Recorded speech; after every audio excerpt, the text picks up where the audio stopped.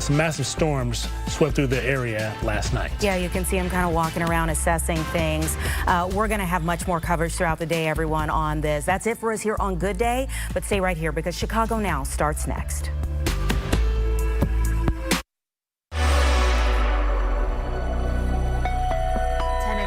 Welcome to the 10 o'clock hour of Chicago Now. You know, we're just looking at that really shocking video from Kankakee County. I know we're going to be getting more from Newton County as well, where there's unfortunately 2 fatalities. It's just now the sun is up and we're actually seeing some of this. We have more, boots on the ground, as you would say. It really is. It's a lot. And we're thinking of those who, might have maybe lost some property last night. Absolutely, and all those down in that tight-knit community, Lake Village, Indiana, Newton County, about 60 miles south of the Chicagoland area. And it was really we heard one of the officials down in that direction say live and during one of the news conferences that the local news stations, including Fox 32, were really ahead of the game, and it's it's fortunate that that there, at least on the Illinois side, there's non-life-threatening injuries, 9 of them so far, and part of the reason for that, he said, was that the coverage and anticipation of this tornado outbreak was giving everyone a solid heads up. So hopefully folks were able to evacuate. As we take a look, some of this drone footage is absolutely astounding. You can see the cleanup has already begun. You can see some heavy equipment out there. Trees, ripped from the root. Yeah. Wow. Caitlin is saying she thinks it's going to end up being an EF3 tornado. Yeah, that was her prediction. Sounds like it landed right near Pontiac and kind of in the Kankakee area, and then went east over the state line, ended up in Newton County. So we'll continue to bring you guys the very, very latest with regard to the cleanup effort, and just and we all saw some of that hail too. I don't know. Oh gosh, the golf ball size hail. Yeah, we did not get any hail up in the northern suburbs. How about you? Oh, I got some here in the city. And that's another reason. I am glad right now I'm living in the city. I love the suburbs, especially the southwest suburbs. But having a short commute this morning, it really did help. Selfishly getting here early, because I know a lot of people had to deal with some difficulties. Like you have your normal routine, you get into work, and then all of a sudden you're hitting debris, or you're seeing flooded streets and having to do a workaround.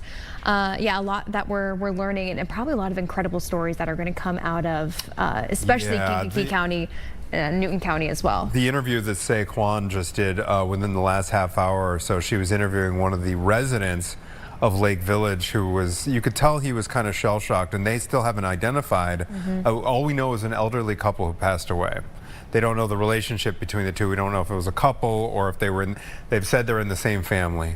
So it's a tight-knit community, and they're just, it's your heart goes out to them because they're just kind of waiting to see who passed away. And she made such a good point, because, and I mentioned this on GDC this morning, the Family Dollar demolished there in Lake Village, Indiana. There's only, I think she said, like 1,000 people who live in that community. Coming from a small town myself, like 1,400, I know how important that Dollar Tree, that Family Dollar, or that convenience store that also took a lot of damage that's in that Lake Village area, how much people rely on that, not only in the small town, but also some of the rural areas, some of the farmers out in the country.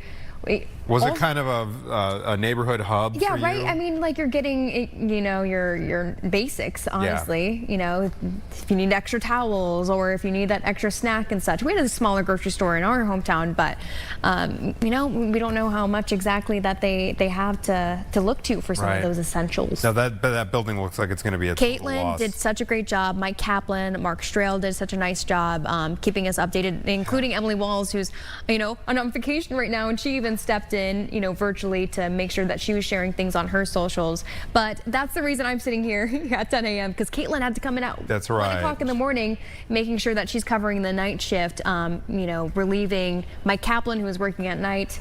So it's you and I here, buddy. It's you and I, hour.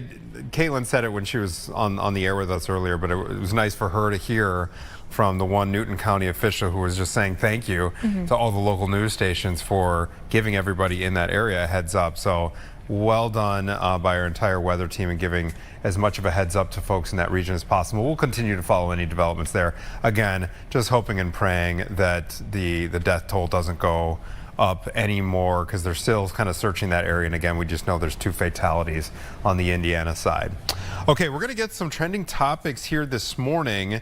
It's really fun to think about how baseball season, I mean, spring training is already going on, but the fact that, hey, we're almost to April here, and we can start thinking about being outside in the sun, on the side, on the third baseline is where I like to sit at Sox Park. But with going to games, apparently, we've all heard of the freshman 15. You know, when you go to college, you eat all that pizza, drink all that beer. It's unfair because in the summertime, like spring, summertime, you're looking forward to, like, you know, summer and shredding, right? The beach bod. But then you want to enjoy a baseball game, and, you know, poor you ends up almost having 1,000 calories a game. Per game. Okay, so this is a new study saying that both Cubs and Sox fans are projected to gain 22 pounds this season. That's nuts. Okay. Though they have a graphic and everything. There we go. And they got ketchup, which is interesting. Okay, key findings here. Baseball fans eat an extra 753 calories on game days compared to regular days, which adds up to a potential weight gain of 18 pounds per season. In Texas, everything's bigger in Texas, as they say, right? Rangers fans lead all MLB fan bases, snacking on an extra 1,265 calories per day, which is enough to gain 36 pounds. What's up with San Diego? So we got yeah, you tell me. 30 Gabby. pounds. Didn't you spend time there? What's up with that? I mean, you have nice weather. I guess maybe they're walking a lot because I don't know. Maybe that's their excuse. But you're also outside at Petco Park, and it kind of gets hot there. Well, it's interesting. Look at that. We got the LA Dodgers near the top of the list, and then if you look all the way at the bottom, LA Angels. Is that what it says way on the bottom? Yeah. I don't see so good. It's about 6 pounds. Okay, so they're there's some. Maybe they just don't have good food. That's the story right there. Is what in LA, what Dodgers fan you'd think, you know, all the celebrities. What's happening? I feel like they're all Dodgers compared fans to Los Angeles proper. I'm not sure. Cubs fans. Yeah, let's break it down because Cubs fans are a little bit different than the Sox fans. So Cubs fan, they eat an average of about 895 calories a game. They watch an average of 3.4 games per week. That comes out to 22.3 pounds of potential weight gain over the season. I hope, you know, they're getting up for some walks maybe between innings if they can. But if you think about it, Anthony, like, what are the essentials like when you go to a baseball game? It's probably at least 2 beers. 2 beers, right? For sure. And their beers are 16 ounces. Large, right? They're tall ounces? Boys. They're tall boys. Are they 20 ounces or 16 ounces? I want to say they're 20. I hope so. I for hope the amount of 20, money that we're paying. I was saying I paid $14 for a beer, and then one of our directors chimed in my ear. $16 is what he paid for a and beer forget last like season. the little like frou-frou drinks that you get. Oh my gosh. The mixies. Don't even. Those are absolutely incredible. But sometimes they'll get you and be like, oh, but you get the special cup with it. You know, right. I The don't collector's really take-home cup. Special cup. Okay, so you have at least like 2 drinks. Okay. Right. You have a hot dog. Yep. Maybe you share some nachos too. Right. That adds up. Then, obviously, after something savory, you're going to need something a little sweet. So a churro comes into the mix. Do you go churro? I love it. Oh, churro. Yeah, of course. Churro. Churro. And then you're going to need something to wash it down. So maybe it's a soda third pop. beer. A third beer. Or even soda is really expensive. Or water, even. When I'm down, so I believe it. Sox Park has great food. Yes. All right, so you know I'm a Sox fan, everybody. I'm a sucker for the Polish with the grilled onions. That's all I need. Ooh. I'm good to go with one of those, 2 beers, good to go. Ooh. Yeah, but it does cost. I mean, you know, you're looking at, you know, $45 for that. I'm trying to think what I had the last time I was at a Sox game, and you know what? Our producer Mia was there with me, and Mia, you have to think about what I ate that day. It was probably an outrageous this rundown. amount. Hot dog, beer, nachos, churros. I'm going to a game with you guys. Yeah. That sounds delicious. I mean, if you're really thinking about it, like those are the main food groups that you have to reach. So yeah, Cubs fan, 895 calories a game. Sox fan, like Anthony Ponce here, 985 calories a game. That's a lot. And but apparently Sox fans are less loyal. This is another key finding. Cubs fans are watching 3.4 games per week. Sox fans only 3.1. Oh, okay. They've been good in the last They're not putting in the work. So 22.7 pounds gained over the season. They've got to eat more to compensate for the performance a little on bit the less, field. of game watching that they have to do. We'll see if this pays. I mean, this study's got to be accounting for zero exercise, zero like steps involved. This is just like pure calories. And also, I guess I am wondering. Oh yeah, okay, it is at the stadium. Because also you could say the same if you're just sitting at home too. Right. Right, on the lazy boy. Oh, completely. Kicked up. Completely. Watching the game. Junk food is part of the experience. I mean, you have to have an excuse. You got to live your life somehow. This next trending topic is actually terrifying because we were talking about this, I think it was last week, or maybe it comes up pretty often. Waymo coming to Chicago. Did they end up allowing Waymo in Chicago? There's a pilot bill, I think, that's kind of making its way through City Council right now. Okay. But not quite yet. We're not. They're coming. It's just a matter of when. But they're already in full effect in places out west. I know Arizona, correct? That's exactly right. When I saw this video, I was absolutely terrified. So can we bring it up? Can we see the clip? Holy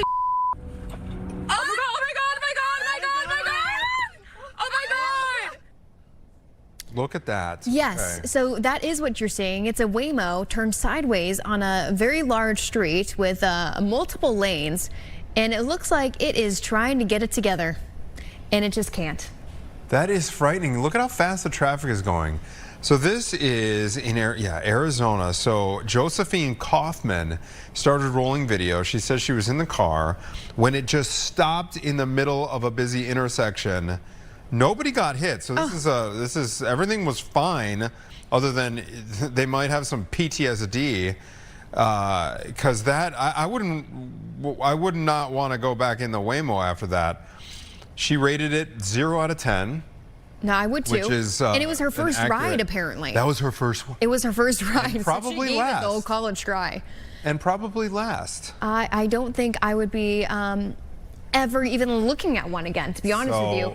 But I heard another story through kind of a game of telephone.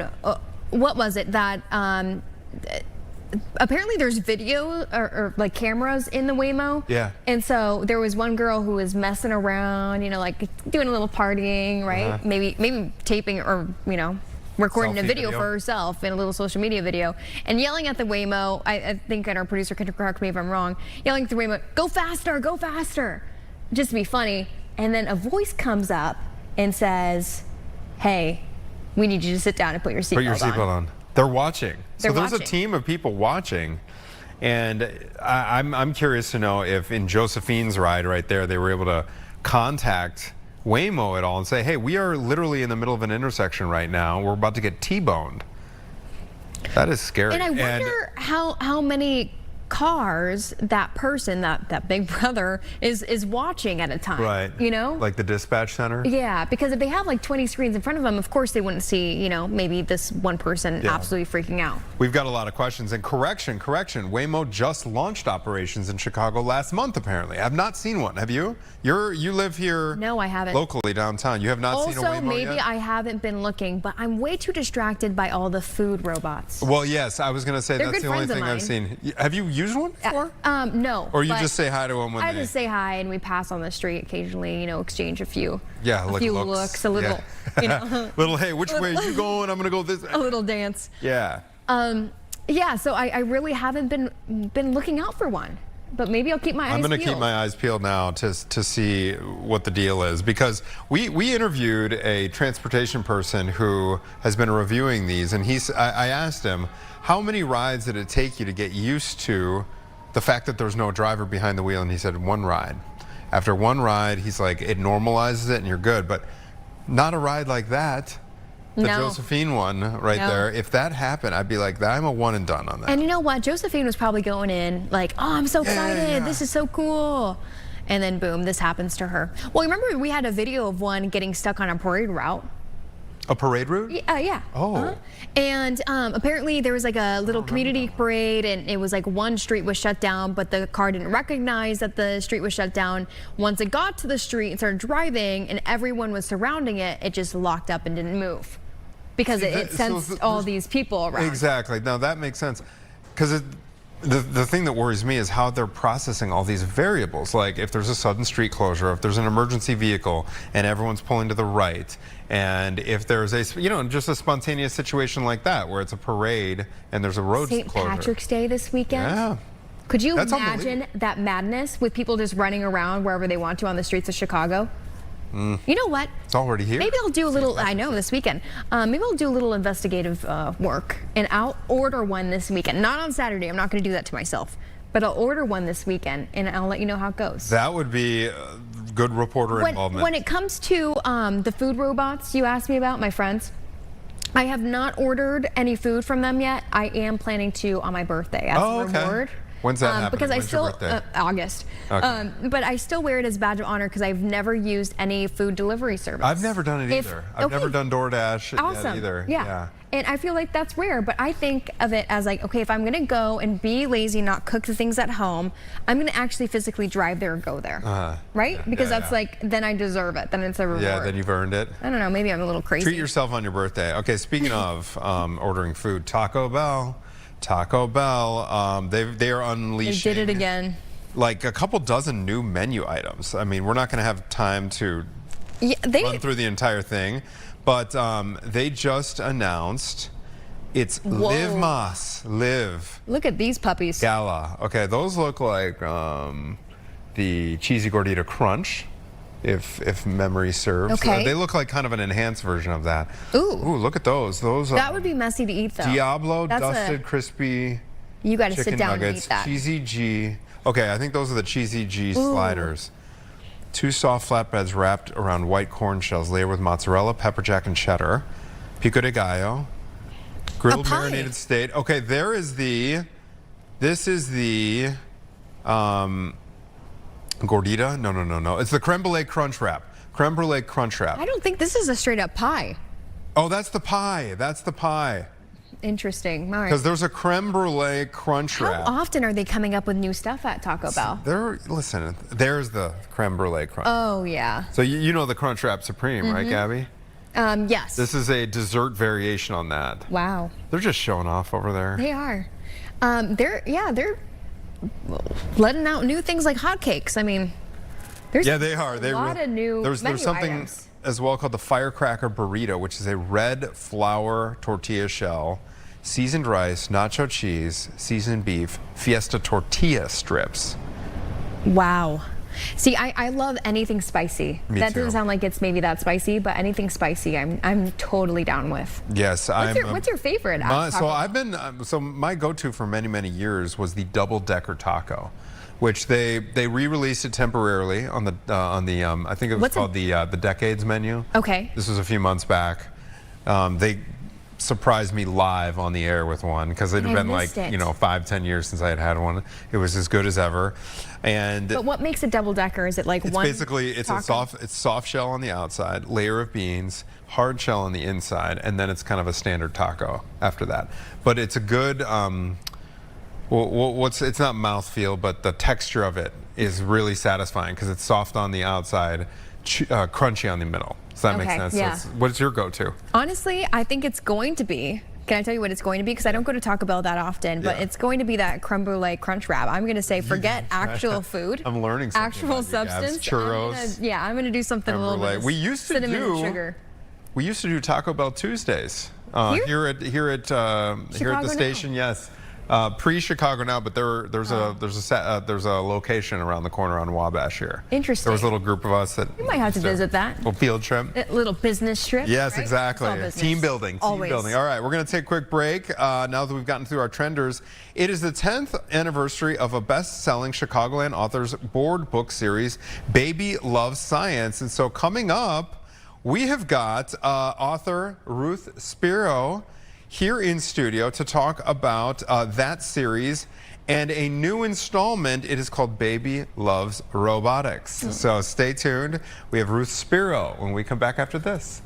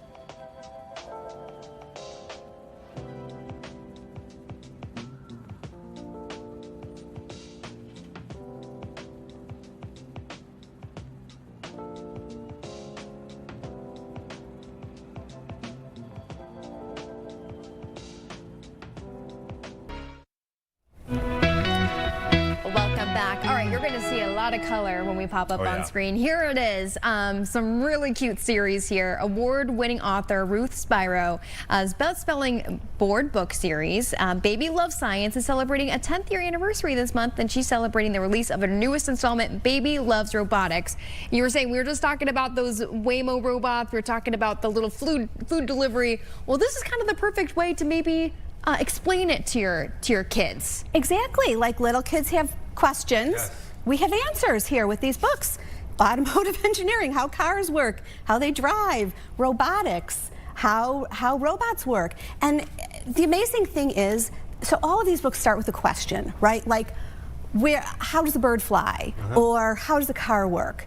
And then I just incorporate a little bit of science into that story, and it answers all the questions that kids are always asking. My 4-year-old, not 3 days ago, after we filled up the gas tank, asked me how the engine ran. I'm like, well, it burns the gas. Well, But that's all I could say. And he's like, but how does it go? And I was like, I just don't know. and we have both an electric car and a combustion engine car. Will you read the passage real quick right there? Sure, And sure. Just to give us a little flavor. An engine has an engine or motor that provides the push, and the force of the push makes the wheels turn, and we showed how both of them make the wheels turn, whether it's an electric car or a gas-powered car. So cool. Ruth, how did you start this series, Baby Loves Science? It seems like such a good idea, and it's obviously has a lot of popularity with it. Yes, so in 2000, I love telling this story. In 2010, there was an article in the New York Times about how parents were bypassing picture books for their small children in favor of what they thought was more sophisticated reading material. So they were reading Harry Potter and, you know, really advanced books. But picture books are really important for a child's developmentally, you know, for them to understand how the pictures and the words all work together. And I was with some writing friends, and I, just as a joke, I said, well, what do these parents want, like quantum physics for babies? And when I said it, it was a joke, right? But the more I thought about it, I realized that what parents were looking for was elevated content, right? Like, we love Pat the Bunny, we love Goodnight Moon, we love all those board books, but sometimes you want something a little bit meatier, right? With a little bit more information that you feel is a little bit more educational. Did a ton of research before I even started writing. There was nothing else on the market. There was a huge gap in the market. There was nothing like this out there. But I also did research into child development and how babies acquire language and what would be appropriate, because I didn't want them to be like a humor joke book.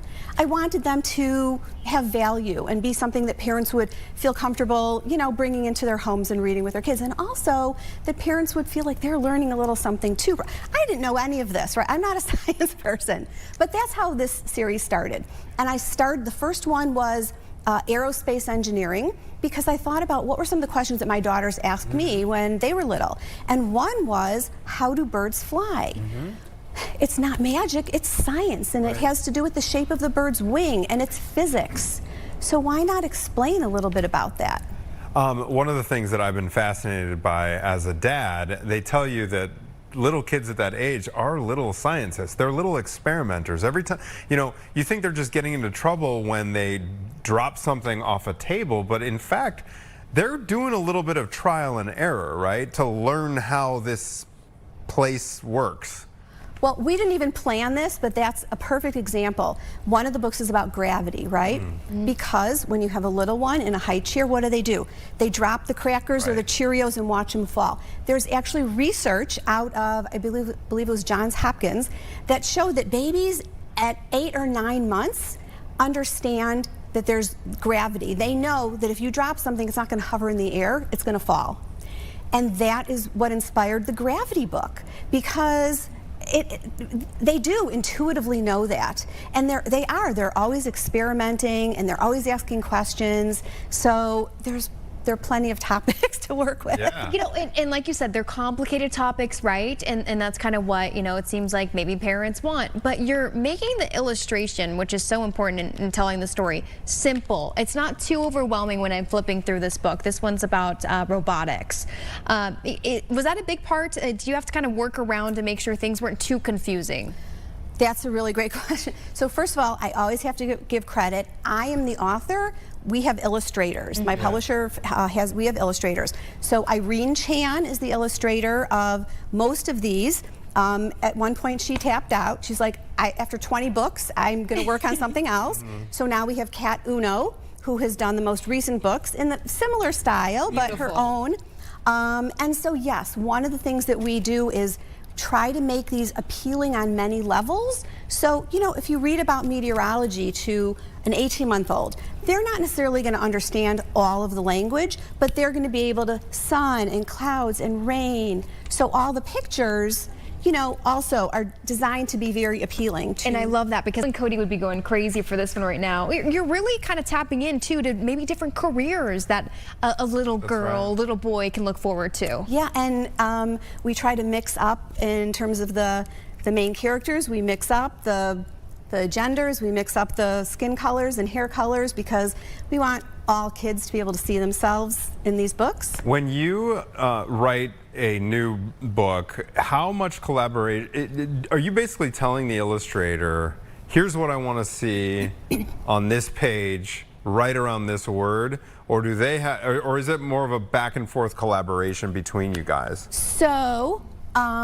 I do not work with the illustrator while it's happening. There's an art director, but I will map out the book, and when I'm writing it, I'm thinking in terms of, all these books have 10 spreads. A spread is this. And I will think about what's going to go on each spread, because you want to make sure that there's going to be something to illustrate that's going to be fun to look at, and you don't want the same thing each time. So I will think about what's going to go on each spread, and I'll kind of map it out, and I'll, you know, send it to my agent and my editor that way. And then, but there are some where, you know, we need some more complicated, like the diagrams in here, right? Yeah. So I will send, you know, a link to something, like for example, for them to look at. But for the most part, when I write the story and turn it over to the illustrator, the magic happens. Because if I were to specify exactly what I wanted the book to look like, it would never look as good, because this is what they do. They take the words and they interpret it through the art. This is their specialty. So I'm always like thrilled with the way the art comes out. Cool. You were mentioning how, did you say that there's kind of different maybe levels to the book for different age groups right now? So some of them, just topic-wise, are a little simpler. Like the meteorology one is very simple. The aerospace one is very simple. But some of them are a little bit more complex, like the one about, you know, this is all about pushes and pulls, which is more of like a, you know, kindergarten area. So it just depends. You know, each topic is a little bit more, is a little different in just terms like each of, kid is. and what's demanded. But so I'm glad you picked that up. Well, I was going to tell you to kind of run through the different models here, because you have the same topic here. Yes. This is aerospace engineering, but one is the baby loves. This one is how to explain aerospace engineering to a grown-up. Yes. All right, so this is kind of taking things, how many years apart would be the target audience for so the first books came out in 2016, the board books, and after a few years we were starting to get emails from parents and educators that were like, you know, my child loved this board book, but they're ready for something else. What's next? So my publisher and I kind of did some brainstorming, and we decided we were going to come up with some picture books that would be appropriate. So the board books, we say, is like from birth until about age 5. And then the picture books, this is the 4th one, actually. There's coding, there's robotics, climate science, and aerospace engineering. And this one is coming out next week. This one is here. That one's coming out next week. Okay. And that would be for like kindergarten through 4th grade. Yeah. Yeah, a little bit more complex, a little more content to that one. And I'm doing something really fun on my Instagram. If everyone wants to follow me, ruthspiro.com. So parents on Instagram would always tag me in pictures of like their kids like in the crib falling asleep with my book, or you know, little baby reading coding, and I kind of developed some relationships with some of these people, you know, I was watching their kids grow up with my books. So I reached out to a few of them and I said, hey, you know, I have a picture of your child reading my board book when they were 2. they're like 7 now. So I've sent them some of the older books, and I'm going to be rolling out a how it started, how it's going, because you see the kids when they're babies, and now they're reading the picture books. Oh, so that is so exciting. And that's what it's just makes my heart so full when I see parents sharing my books, with their children and just watching these kids grow up. Well, it helps you keep going as an author because, 26 books isn't necessarily easy. I'm seeing all in these 10 years from now, you're really going to be getting into the weeds of books. Right? Oh, no. Oh, my goodness. I'm seeing photosynthesis. College manuals. Yes, exactly. With St. Patrick's Day, I saw a Lunar New Year one. It seems like you're also trying to, cater it kind of towards what's happening then, right? Yeah, like the Giving it St. a purpose. Patrick's Day, photosynthesis, Or I saw it's all the green outside. electrical engineering with, with Christmas lights. That was so cute. Well, that's the question, right? You plug in the lights, you turn it on. How does that happen? How do the lights go? But every single one of these books is based on some little element of science because it's all around us, everywhere. And I should also mention that all of the books are expert approved. So they are reviewed, both the text and the illustrations, because I can do a ton of research, but that is no substitute for someone who has been a paleontologist for 30 years, right? And actually the scientist who reviewed the paleontology book is the head of fossil collections at the Field Museum. And he reviewed everything. So we're getting accurate information, everybody. Absolutely. And actually, it's so funny because like paging through these, I'm like, I needed that refresher course, drag.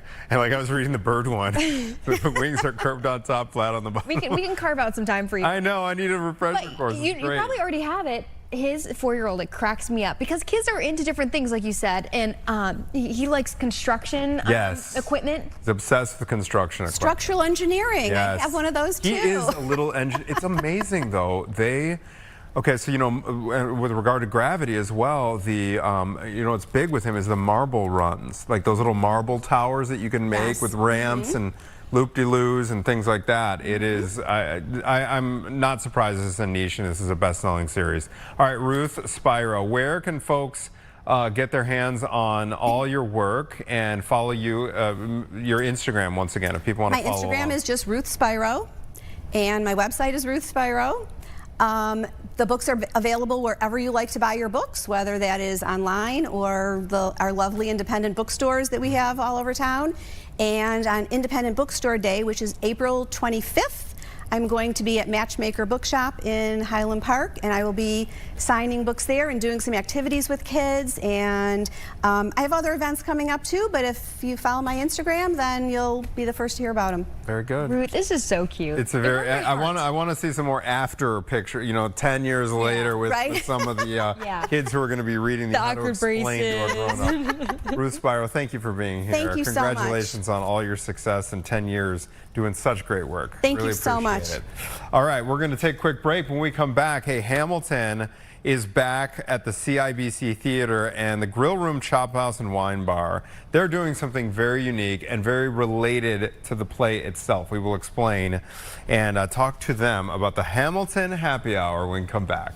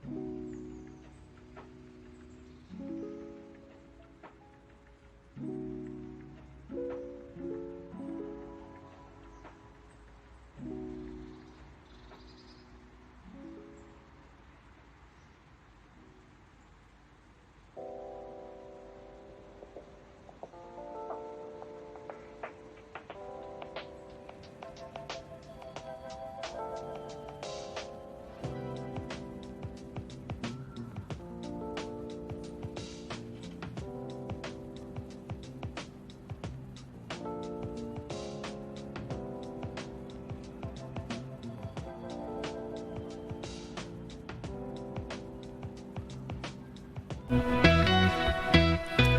you believe it? Hamilton is back in Chicago. Have you seen it? No, I have not. Oh, you got to get back into the room where it happened. It's so good. You know, you It can is get so me good. some tickets, Anthony. I'll hook you up. Okay, yeah. I'll hook you up. Well, it's here for I think a few weeks at least at CIBC Theater, and someone is making sure that they're getting in on the action. The Grillroom Chophouse and Wine Bar is celebrating with a special Hamilton happy hour. Kind of two of my favorite things, happy hour, and then also I like Hamilton too. And it'll be available through its run. We're learning more about it with Raphael Gasper, owner of the Grillroom Chophouse and Wine Bar. Thanks for joining us, Raphael.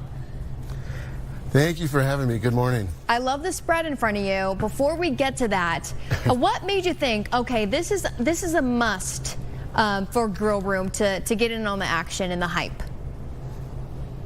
No, it's really exciting to partner with the theater across the street and with whatever, in general, really with whatever play that's going on there, but namely with Hamilton, because just the fanfare behind Hamilton, it's really exciting to piggyback off of that.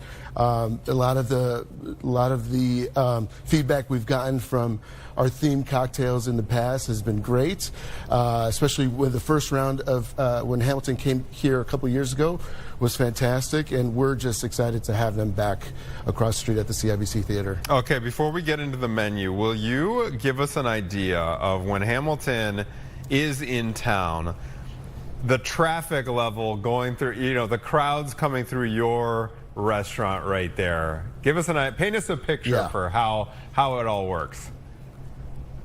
No, it's great. It's really, I mean, we fill up, right? And we do a great job. Our team here at the Grill Room does a great job of getting people in and out for the show. We time it out perfectly. People should feel really comfortable when making a reservation here. We're directly across the street from the CIBC Theater. So during a, you know, I think of it as a game day, right? So we have a game day approach for our service. So our team gets ready for the game, and our job is really just to execute and provide the best service possible. And we try to get, like I said, try to get everyone out of, you know, in their seat, have a great dinner, have a great experience before they have a great experience at the theater. I love it. Obviously, I need to go to more shows, so then I can also go to the Grill Room. Exactly. Yeah, you should. Got to do it. Come But visit us. it's reassuring to hear, because like I get stressed when I'm eating before a show, and it sounds like you guys just, hey, I want to make it before that opening curtain and all that, but it sounds like you guys really have it down to a science where you're like, you're going to have that check on the table so that the people or the family that is joining you doesn't have to stress out about getting to their seat on time. Yeah. We try to eliminate all that stress for our guests. You know, we come in, our servers are trained to talk to our tables and you know, ask them, you know, if they're going to the dinner or not. Some, you know, obviously we have general clientele that comes in here not going to the theater as well. So we like to figure out who's going to the theater, who's not, and then we make sure that we time out their dinner properly. All right, Raphael, we have to get into... No stress for the guests. That's perfect. Well, they also have to come at a decent time, Anthony, because I've been a server before right. Don't at a come in at sports bar. 6:45. Exactly. Thank you. Let's make that clear for people. It's not a 15-minute you're in, you're out. No. Let's get into the menu for this Hamilton happy hour. What can people expect? Well, our Hamilton happy hour, we feature a few Hamilton themed items, namely the Aaron burgers, which are filet sliders. You can see them right here on the right. And then we feature our Hamilton Hurricane, which is our tropical rum hurricane. It has Campari and several juices in it. Really a fan favorite, really easy to drink. But outside of that, our general happy hour, we have our meatballs, our Tuscan toast, our filet skewers, our oysters, and you can find our happy hour daily from 3 to 6 p.m. So far, you know, Hamilton's been across the street for a week. It's been really great for us. It's been resonating with our guests. So these filet sliders are going like hotcakes. So oh my really gosh, they look great. They look great. Yeah. Gabby, I know you haven't seen the show yet, but be prepared for a lot of drama involving Aaron Burr. Okay, well, with the Aaron burger. I've seen the what did Disney released like a like a live performance. Well, I watched it on so TV. Good. They did such a great job. Actually, with that. a few times I've watched it, but I love the music. I just got to see it in person. Raphael, tell us about you do have to see it in person, Gabby. Tell us about the process that you and your team go through when it comes to creating these menu items, naming them, and also coming up with the ingredients and what goes into them? Yeah, so it's a lot of fun for us. We try to, depending on what show is coming across the street, we look at the theme of the show and try to, pick spirits, juices, elements to drinks that match or consistent with maybe the period of the show or some element of the show. We have we've had several different shows throughout the years, and it's just a lot of fun for our staff and our team and our GM and our operations director to get our team together and put these drinks together. One big cocktail that we're featuring for this run is a Hamiltini, and it's a vodka martini, but it is a Parmesan cheese fat washed vodka martini. Does that sound good to you guys? What does fat washed mean? Fat washed means it's basically infused for 48 hours with Parmesan cheese. Oh. And if you love if you like a dirty martini, you're gonna love this just because of the savory component of the martini. So can I make it for you guys really quick? Please. Let's see. Let's see the process here. So. Fairly simple. Now, this is vodka, and we infuse it. As you can see, it's already cloudy because it's got the notes of the cheese, the elements of the cheese in there. Now, before we put it in the bottle, we strain it in cheesecloth, right? So it's not going to have the grittiness of the cheese or anything like that. It's just going to have the flavor component of it. So we're going to put a good, healthy amount of vodka in here, okay? Usually about 3.5 ounces for this martini. There you go. Okay. Yeah, and then we're going to shake it up here. Yeah, it gets you in a good mood before the show.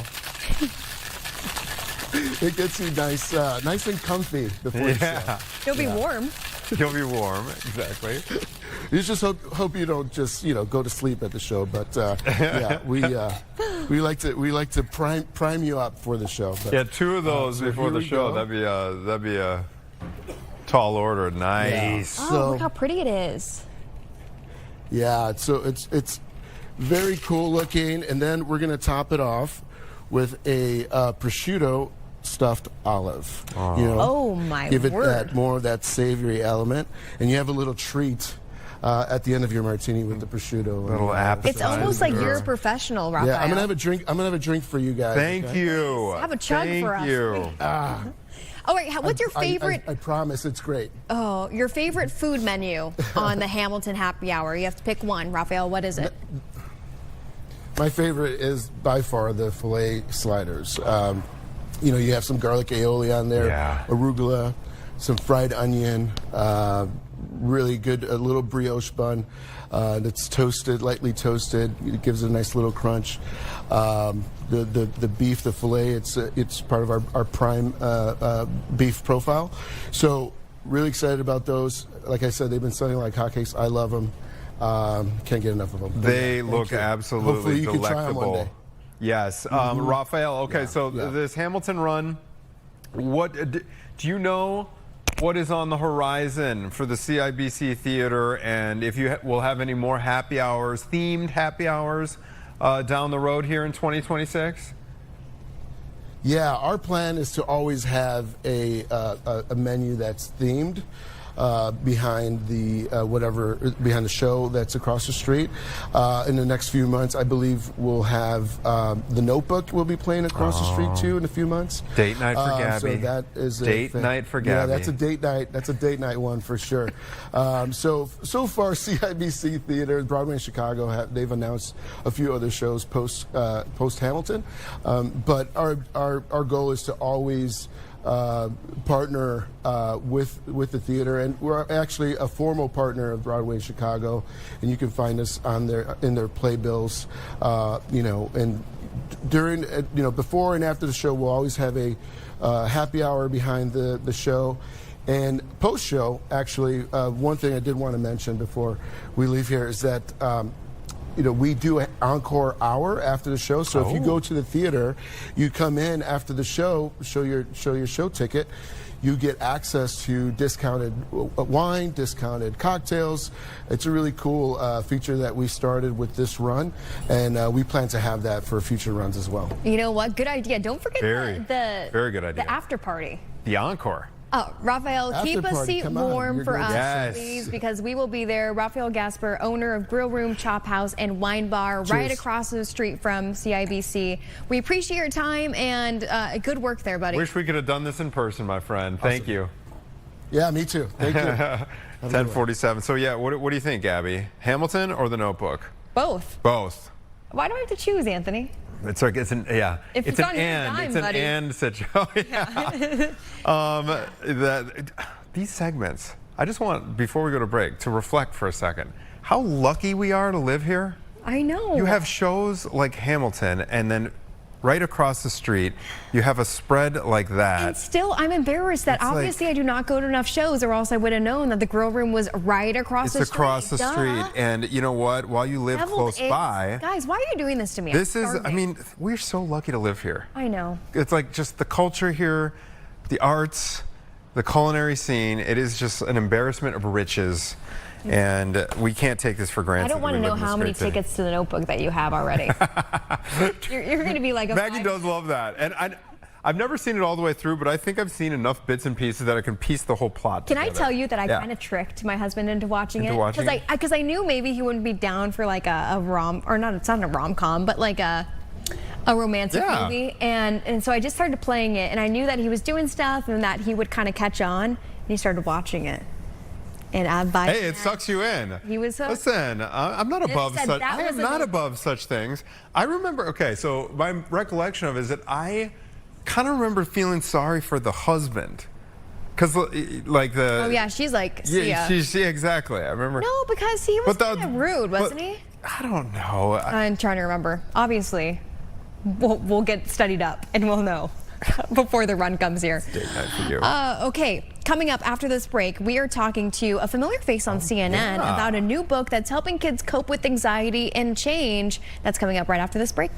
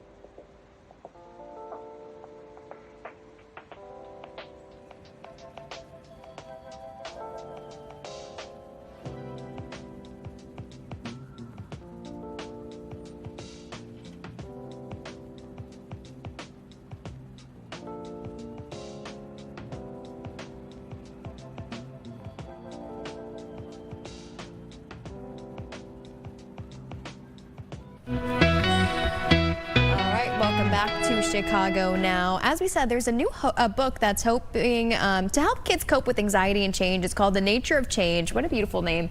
And it's written by CNN's Renee Marsh. She's joining us over Zoom this morning to tell us more about it. Thank you so much for coming in. Hi, Gabby. Thank you so much for having me. You know what? I say coming in because we'd love to welcome you in one of these nice, comfy brown chairs. But, you know, we're just so busy during the show that we're keeping up. Thank you for, where are you joining us from? I'm just outside Washington, D.C., in Virginia, Northern Virginia. So a little ways from you all, but... Well, it's good to welcome you to the city of Chicago via Zoom here. Tell us about this book and what inspired you, Renee, to write it. Yeah, so the nature of change, I've been saying this to some of my mom friends when they ask me the same question. I feel like in our industry, we know we're super plugged into world events, news events, all that's happening, and the world is just moving so fast. And I feel like this is a book for now because at its core, its lesson is teaching kids in our lives, the young people in our lives, how to navigate big change. And oftentimes the change that they experience is not change that they want or change that they're happy about.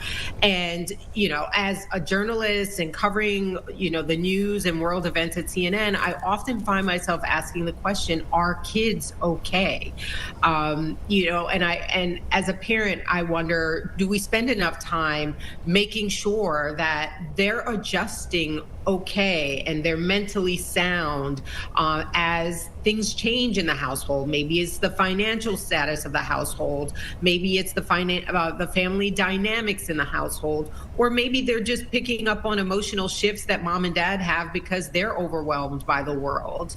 And I really just hope that this book will be a tool for parents to begin those conversations, helping kids develop that strong mind to enable them to navigate the change that might be happening in their lives. And just as far as synopsis goes, this is a book about a brother and a sister. They move into a new home. They hate the new house, but it's not until they step outside and have this encounter with nature in their new backyard that they have a total mind shift about the new home, because they get lessons of hope, resilience, and determination from their time out in nature.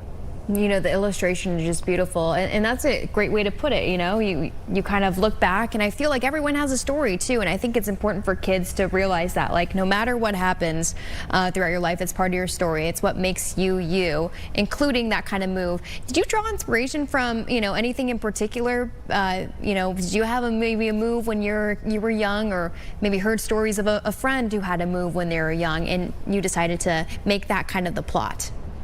Yeah, I did. This story is deeply personal for me. I, for those who don't know, lost my son, Blake, my very firstborn, to pediatric brain cancer. He was just 2 years old. It was the type of aggressive brain cancer for which there was very little research and there was no cure. And number one, Blake loved books, so it's an honor for me to write this one. But in my grief, I spent a lot of time just in my backyard, and I was honestly paralyzed by my grief. And my paralysis enabled me to tune in to so many profound messages that I received from the nature that surrounded me, whether it was the trees in the fall, losing it all down to their bare limbs, but those trees were standing tall despite losing it all. And those moments were moments of inspiration for me personally and enabled me to kind of keep pushing forward. And I really wanted to pass on a lot of these profound messages that I received during this very difficult time in my life to the younger generation, simply just to help them prepare for what's inevitable in life, challenges. So this is my effort. And I do want to shout out my illustrator, because without her, there is no picture book. So Pamudi Gardia Wasam is the brilliant illustrator behind all of these beautiful pictures here, pictures of nature and the wildlife that children will see outside in nature. It's absolutely stunning, and she did great work there. And thank you for sharing that personal connection, the healing power of nature. And I've had moments too as well, being outside, looking at the trees. And you're in Washington, D.C., where there are seasons as well, and the year spirit is fully alive, where you look at these seemingly dead you know, sticks in the middle of winter, but you know there's latent life in there that is about to, actually right here, things are starting to come to life already in Chicagoland. Renee, before we let you go, can you kind of run us through what some of the takeaways for the kids are going to be when they read this book, what they will learn about what change is and how everything is always changing? Yeah. So the three main lessons that you will take away from this book: hope, resilience, and determination. Whether it is the resilience of the spider that keeps on rebuilding its web over and over again. We use nature as a metaphor to describe these abstract concepts so that it's an age-appropriate explanation for a kid ages 4 through 8. I like to tell people, as someone whose life story involves a lot of tragedy, you cannot survive life's challenges without hope, resilience, and determination. And so those are the three lessons that we use.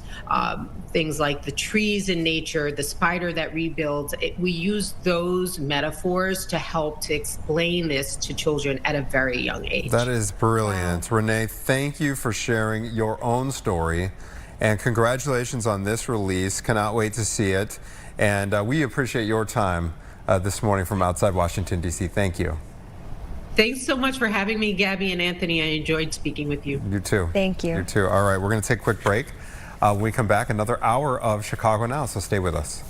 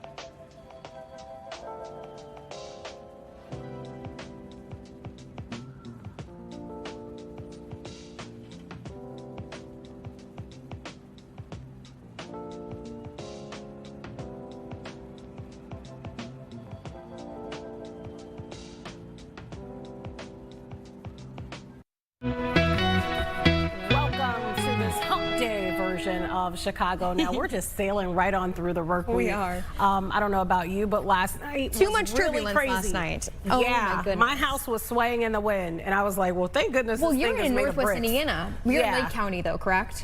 Yes, I am in Lake County, but I was just happy that, you know, the wind kept, you know, rolling through. But I am very sorry to see what happened to really our neighbors in Indiana. They're about 30 minutes away. Kankakee County? In Kankakee County, side. Also, I think it's considered to be Newman County. I think I got that right. Newton County, which is about 30 minutes away. And just praying for all those people that were, you know, impacted by this. And sadly, 2 people have lost their lives because of this crazy weather. But I could see, you know, how serious the storm was. In the middle of the night, I could hear the wind howling. I could hear the rain was hitting the ground like somebody was punching, Oh, yeah. you know, the ground. So it was very scary for a moment there. Widespread. it passed through my community, so thankful for that, but not thankful to see, you know, what I woke up to this morning, how it's impacted other people's lives. That news, County, like you said, that news, yeah. We had a couple press conferences, obviously, this morning with officials updating us in Kankakee County. You know, with luckily I think they said they estimated like 9 injuries right now, no deaths over in Kankakee County. Different story in Newton County. With the 2 that passed away, and then also a handful of injuries as well. They said under 10 is what they're estimating, but they're waiting to get more details. You know, everything happened too when it was dark. So they had to wait until this morning to actually see the damage. We had our drone team up giving us some views just at the end of Good Day Chicago there. There's going to be a lot of cleanup. Yeah, there's going to be a lot of cleanup. Decimated, and that was really hard to see. And this is the craziest part. We're not out of severe weather season. No, it's actually early. It's just getting started. So I hope that this is the last time that we will have to deal with this. But just looking at how weather works, you just never know. So the best thing people can do, you know, is download the Fox 32 weather app, because it does tell you in case power goes out at your home. It kind of tells you the track of the storm. It tells you how much rain, you know, if your area is going to be hit by rain, wind, all of that. And so I know we preach that, and people are probably like, I'm sick of hearing about it. But if your power goes out and all you have is that phone, that's sometimes your only alert, really, to know what was going on. Now, when I did go home, they were testing those tornado sirens. And I was like, this got to be a test, because there's nothing going on. And a lot of people were like looking around kind of scared, because we could hear like sirens in the distance. But I'm guessing they were testing them nearby somewhere, sure that just in case they were, make sure they were working. So yeah. All right, we got to talk about what we have coming up in the show today. We do have some fun news to talk about, you know, in light of the serious news that has been going on pretty much all this morning. A mother-daughter duo, they're celebrating their recent accomplishment of becoming published authors together, and their books are really awesome for kids, because it's all about empowerment. Yeah, we've had such great authors lately. Today in the show, in the 10 o'clock show, we had Baby Love Science. It was those great, colorful books that were geared toward, you know, exploring different careers, answering different questions. Like Anthony said that his son was just asking about, you know, how does the engine work, Dad? Yeah, and it's like, and it's in some of these books. How are you supposed to answer that? And then also just hearing from Renee Marsh with her book as well. And I'm excited to meet this mother-daughter duo. Yeah, we got like an author series. Yeah, we do. Rolling around lately. We're also getting a preview of the 2026 Youth of the Year celebration. This is for the Boys and Girls Clubs of Chicago. And then there's one exceptional teen that we're going to talk to all about that in particular. So, but first we have to talk to a singer-songwriter. We have Jessie Altman, who just released her new EP after being declared a top emerging artist by Spin magazine. I believe we have a clip that I want to share with you before we get started with the interview.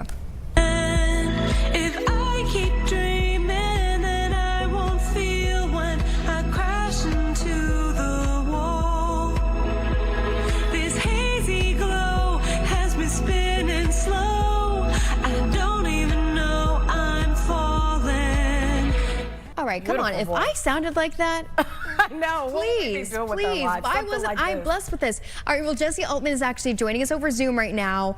And Jessie, thank you for being here for one. But did I hear that you actually had a totally different career path before actually honing in on your music career? You heard right. I was a lawyer at a law firm in Washington, D.C., Gibson, Dunn & Crutcher. I was there for about 3 years. It was great.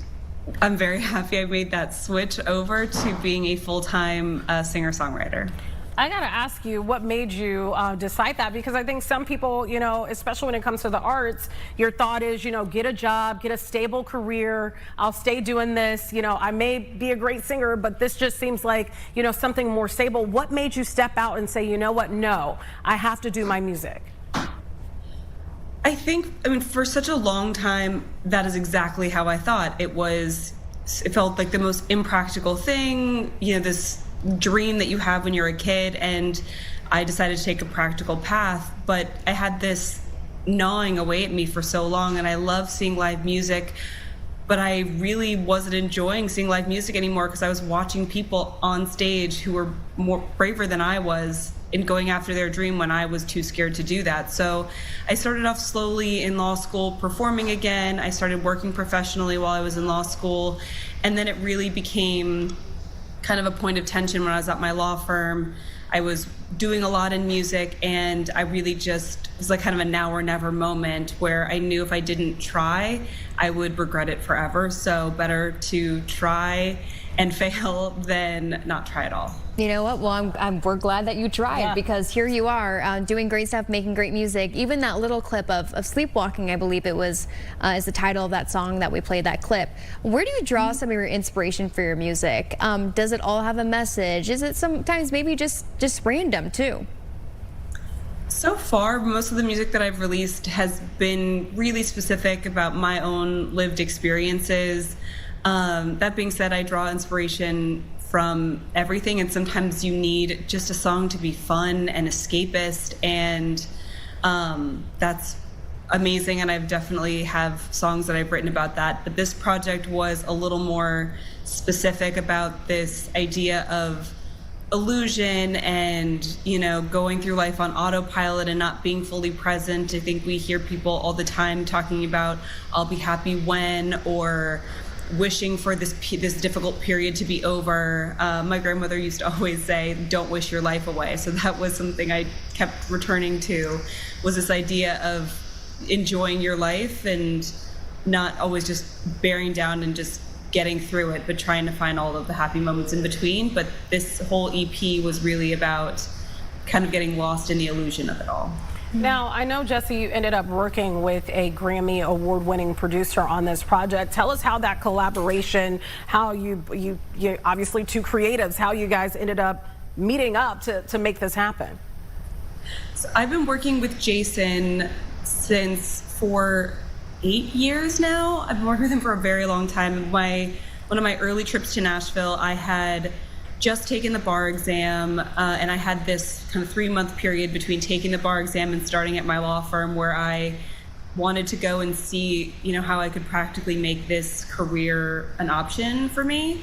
So I went down to Nashville and I had scheduled a bunch of meetings, and I actually got into a meeting with Jason's dad, Kyle Lenning, and had a conversation with him. I had at that point been fortunate enough to record with Kyle, and I just wanted his 2 cents, really, you know, tell me if this is just a stupid dream, but if I have as good a shot as anybody, which is not to say it's a good shot, but as long as I have as good a shot as anybody, I wanted to go for it. And after that conversation with Kyle, he called Jason, and we all just like met at a restaurant nearby to see if Jason and I kind of got along, and we did. And we've been working together ever since. So it's been 8 years now, which is crazy. Congratulations. And you're just stunning. You have such a classic look to you, and really your style of music is so classic, it seems like, too. You recently embraced the name Jessie Altman. What kind of inspired that shift to choose, you know, to go full force? And, you know, what does this new chapter, I guess, represent for you as an artist? You know, I've been debating it for such a long time. When I was first making the switch, Jessica Carter Altman, it's my full name. I just thought that it sounded nice. It was me. That's what I went with. But over time, it felt really formal. And as I was kind of shedding this identity of being a lawyer and the polish of being a professional in that kind of environment, and as I grew into and evolved as an artist, I really kind of wanted to take down that barrier, and it kind of felt like that name was a bit of armor for me. All my friends forever, they would be the first people to say, like, I don't know who Jessica is. I've always been Jessie. So this was a move to really just kind of let my guard down a little bit more and feel a little less formal, a little more friendly with, you know, with the audience and my fans and the community that we're building. So, Jessie, I'm curious, when you went to your law firm to hand in that resignation, did you tell them that you were about to, like, hey, listen, I'm leaving because I really want to pursue my passion of singing? And then I'm just curious what that exchange was like, because that is not like a small law firm. That's a known law firm. It's a wonderful law firm. Yeah. And I had an amazing experience there. I didn't tell people necessarily. If they asked, I did say it, but when I sent in my resignation, a lot of people, they did reach back out asking where I was going. And yes, it's unusual that I wasn't going to do a clerkship or go in-house or do something. But the response I got was actually really positive. I had one partner who I actually got to see last year again. He was wonderful. I worked with him he's a patent attorney, so I did a lot of cases with him. And he just wrote saying kind of that the law would always be there if I ever needed a recommendation. I could give him a call, thanked me for the work I did, and then ended the emails just saying how proud he was that I was going after my dream and how important he thought that was. So I really appreciated that. I don't think everyone got it, and I'm sure people thought that it was a very silly choice to make, but having that support was great, and that is definitely something, having somebody that I worked for so long, having that reaction felt great. Well, and it's probably something that maybe some other people in your workplace have wanted for themselves. Maybe it's not a music career, but it's something else that they want to do, like a little passion project. Tell me about some of your travels, Jessie, because obviously you're probably going around a lot of places. I believe I heard that you were at City Winery not too long ago here in Chicago. Can you tell us how what that was like, and then also maybe some of your other places you've been as well? I've been able to travel a lot with music, which has been great. That was my first time performing in Chicago, which was really fun for a lot of reasons. I love Chicago. I went to the University of Michigan and for undergrad and for law school, and a lot of people go to Chicago after college and law school and I love the city. It's an amazing city. For a long time, I wish I got a chance to live there, and I never did. So getting to go back and see friends from those different parts of my life and be back in Chicago was great. I've been, all over the Midwest, Michigan, Ohio, been to Texas, California, just depends on whatever the route is. I was on tour at that time with Tyler Hilton, and it's been a blast. I really have no complaints. I don't think I've heard somebody that went to University of Michigan then say they went to Ohio for anything ever in a sentence, but I'm happy that you said it as a fellow Buckeye here. But I do want to ask you, because you have done City Winery and you've been to all these places, I always have to throw that in. People behind the scenes like, there she goes. Go blue. Okay, now you're trying to get a fight started between us, Jessie. No, seriously. What's on your list? End on that note. No. What's on your list? Because, this is a new year. I'm sure you have some things that you want to accomplish this year for yourself. What's on your list that you feel like maybe there's a venue you want to perform at that you want to get accomplished this year for your singing career? This year, I would love to I've been really fortunate. I've opened for the last year. I've been opening a lot for Tyler Hilton and BB Mac. I would love to have my own tour a little bit, just a few stints where I get to headline show, because opening is amazing, but it's such a quick period of time on stage. So getting to have a full show, get to tour again with my band. I've been touring a lot as an acoustic duo with a wonderful guitar player named Matt Dozat. But I also have an amazing full band. So getting to do any kind of touring with my whole band would definitely be a bucket list for me. I would love to come back to Chicago. And just, yes, I've really been taking things as they come, and I'm always pushing as every direction that I possibly can. So that's in terms of touring, that is what I would love to do. I would love to maybe do a couple of shows in Europe this year if I can make that work. I had this EP come out, but I also have an album that I am finishing up on, and that should come out later this year. So just a lot of new music is coming out, and I would just love to be able to share it with people in person.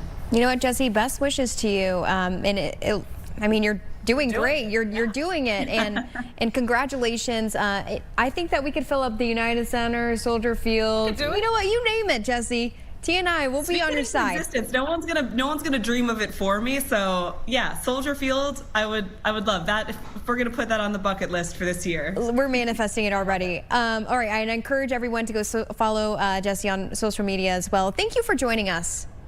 Thank you so much for having me. Just a ray of light. Sleepwalking. It's Jessie, so I gotta classic. end it. Go Buckeyes if you can still hear me. There she goes, Jessie. I'm gonna hold my tongue now. Okay. We'll see you next time. Thank you so much for your time on our show today.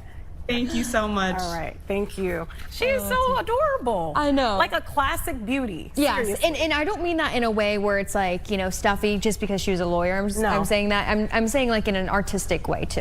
Yeah, where she has a way about her, a swagger. I agree, but I think of like just a natural beauty, and I think of like a Cindy Crawford, and I see that kind of in her too. We can have a little listening party. Yeah, I like her vibes. I want to see where her career goes next, because it seems like big things. And she knows the law, so she knows those contracts if they're trying to pull a fast one. So you got that it all right. down. Yep. All right, coming up after this break, we're talking to, again, that mother and daughter duo, authors of empowering children's book. It's called Fixing My Crown, right after this break.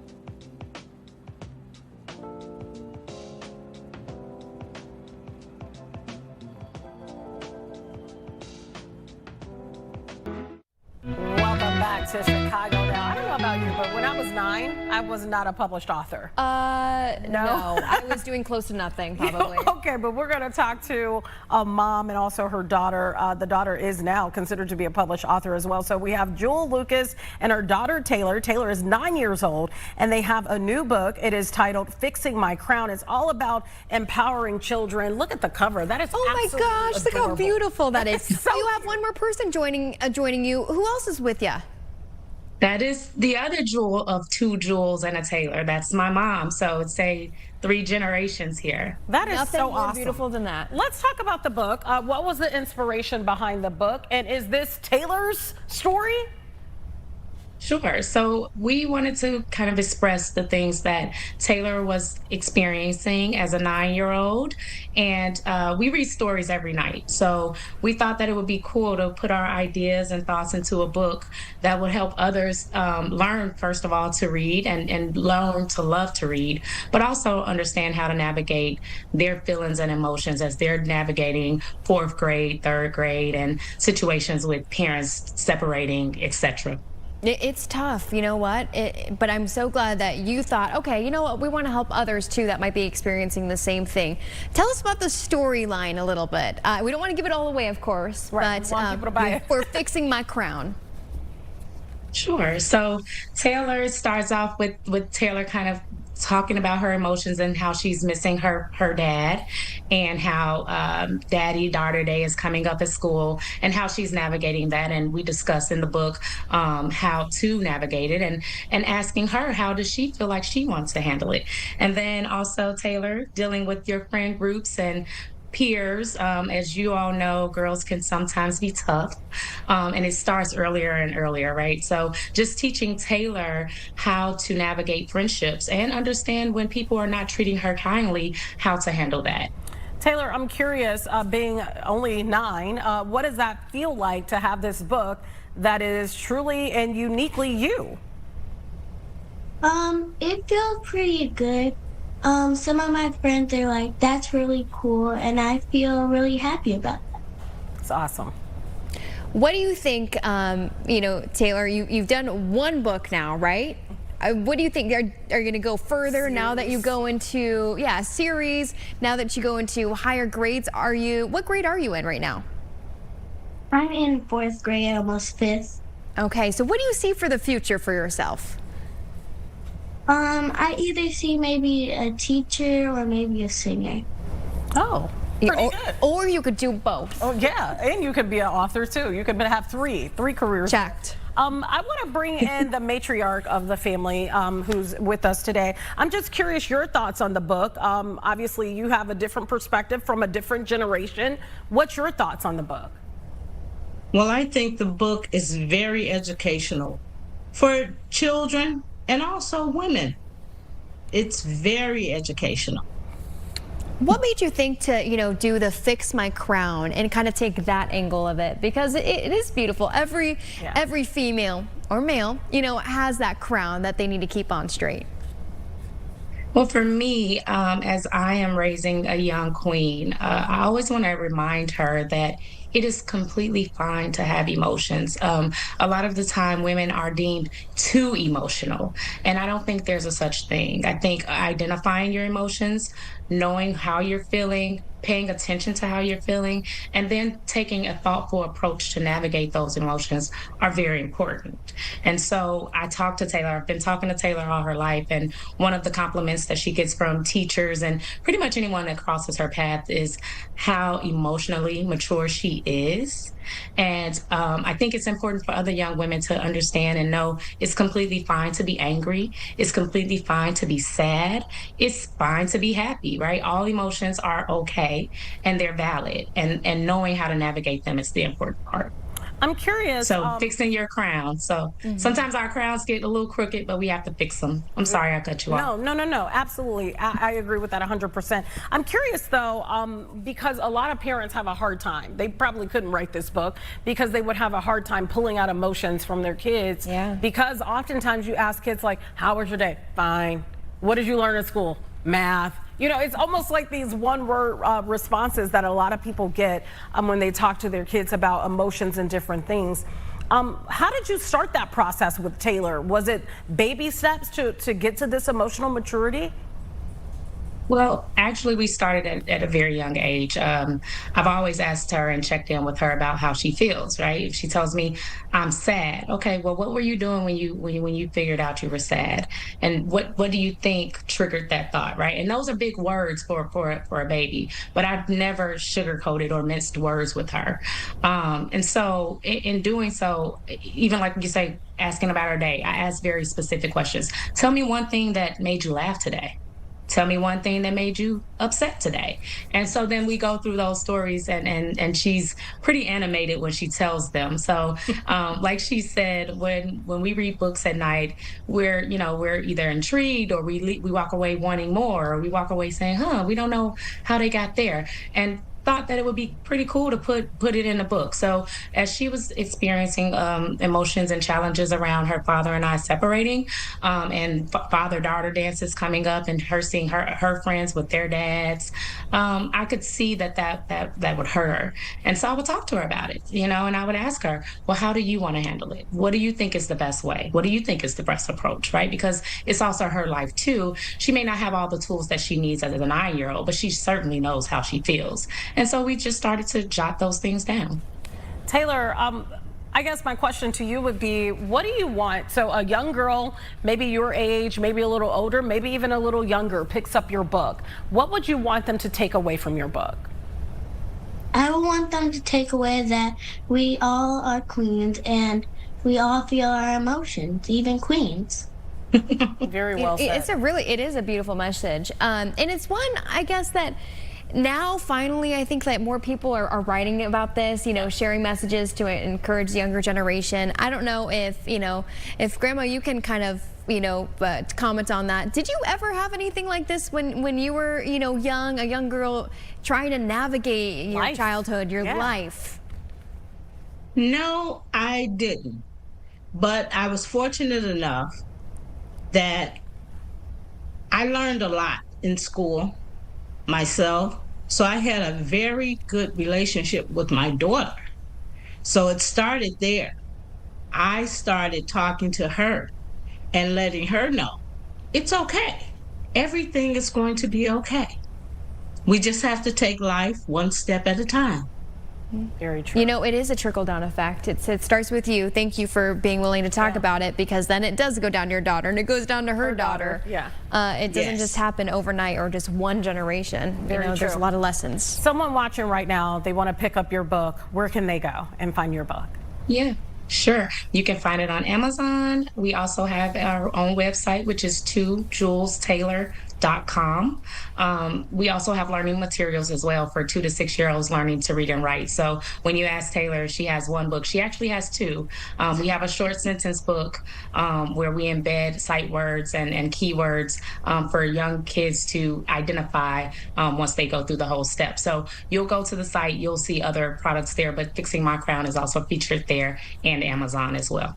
What do you mean by little sight words? I have one more question for you, but like, you know, what do you mean by that? Like, can you give us an example of one of those sentences that you think are really powerful? Absolutely. So what I mean is we have a 3-step learning system. And so it starts out with an interactive workbook teaching the letters of the alphabet and getting kids acclimated with the alphabet. In that book, we also have accompanying objects. So A for apple, as an example, where they can color, cut, and paste the apple, and just kind of get familiar with A is for apple. It makes the sound. And then we have the second step, which are the sight word flashcards, right? So that would be the apple and the word spelled there, so they can start to learn how to spell it. And then in the short sentence book, it'll say, look at the apple on the table. So at that point, the parent may have to read the other words around it, but the child should be able to pinpoint and identify apple. What made you, as a mom, decide to do this? Is your background in education, or was it that maybe you felt like, you know, education for kids should be enhanced, you know, by a mom, by a dad? Absolutely. I do not have a background in education, but I am my daughter's first educator, right? The responsibility starts with me. Her learning journey starts at home. But more importantly, it was during the time of COVID, and Taylor was about 3. And so schools, you know, we went on shutdown, and she didn't have a remote option at that young age. And she was just learning, and I did not want her to regress. So I spent time with her every day. We would go around the house, find, you know, words in the newspaper, find apple in the, you know, in the sales paper, and start to teach her that way. And I would talk to my friends about it who had children around the same age, and they're like, that's awesome. Share with me. I want to do it with my kid, right? And so then I said, you know what, this is something that I want to print. Now, so it is a supplement to their educational learning, because I did not go through like the state to have it certified and things of that nature. But we are giving this to parents who are teaching at home and don't know where to start. Very good. Well, and even when you have that gap during summertime, this would be a great, an idea, guys, a great little Easter basket gift, right? Supplement. It's something to look forward to during the summertime, and it's still fun to see and nice and colorful.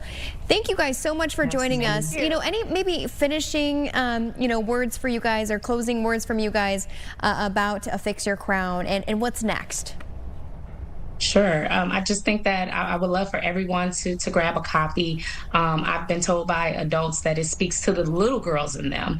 And it's for boys as well. Because it's Taylor's journey, it's specific to young girls, but boys can learn something from it too. I think it's a great book to have in your library. Taylor, would you like to share anything? I think that my book is pretty good, and I think it's for all people. Yeah, I like the it illustration is. too. Gorgeous. On the front is absolutely gorgeous. Thank you all so much for being with us today. Thank you for having us. All right. Enjoy the rest of your day. Yeah, that's Strong awesome. 3 generations right there. Yeah, very That's strong. so heartwarming to see. It is, for sure. Okay. We have much more after this break. We're going to go through some trending topics. Yes, we will. Right. Including tipping. Were you ever a waitress? Was I ever a waitress? Yes, kind of, sort of. Kind of? Okay. Kind of, sort of. We're going to talk about explain that tipping too. culture, etc. right after this.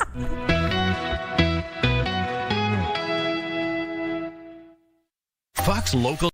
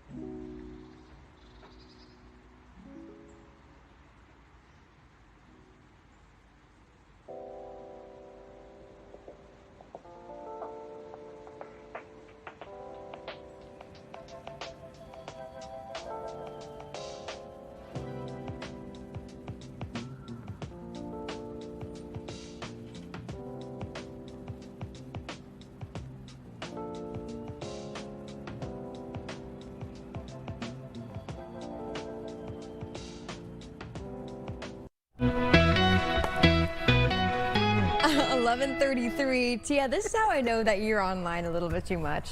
Okay, I'll tell you guys. So I saw something online. I was sharing this with Gabby in the break. That the question was, why are we now in our society walking around calling people mattress names?